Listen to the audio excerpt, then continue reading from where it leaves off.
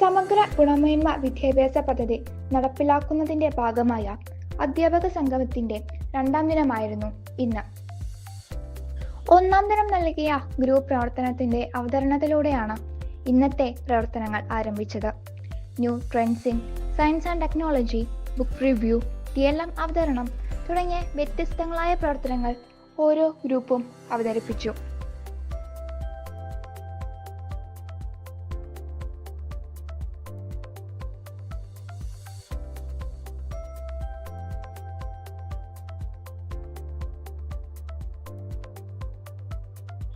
തുടർന്ന് നടന്ന പ്രവർത്തനങ്ങൾക്കിടയിൽ DO, AO, PPC എന്നിവരടങ്ങുന്ന സംഘം സന്ദർശിക്കുകയും അധ്യാപന രംഗത്ത് മുതൽക്കൂട്ടായേക്കാവുന്ന നിരവധി നിർദ്ദേശങ്ങൾ നൽകുകയും ചെയ്തു.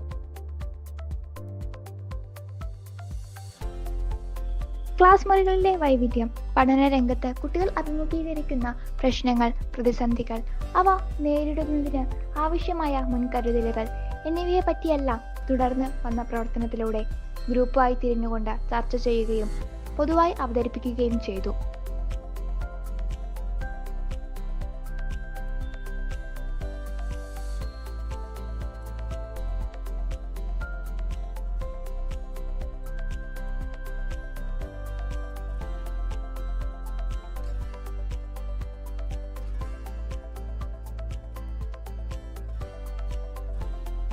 ആറാം ക്ലാസ്സിലെ പാഠപുസ്തകത്തിലെ ഓരോ യൂണിറ്റും വിവിധ ഗ്രൂപ്പുകളായി തിരിഞ്ഞുകൊണ്ട് പരിശോധിക്കുകയും അവയുടെ അവതരണം, അവയുടെ പ്രസക്തി തുടങ്ങിയ നിരവധി ഘടകങ്ങളെ ചർച്ച ചെയ്യുകയും ചെയ്തു.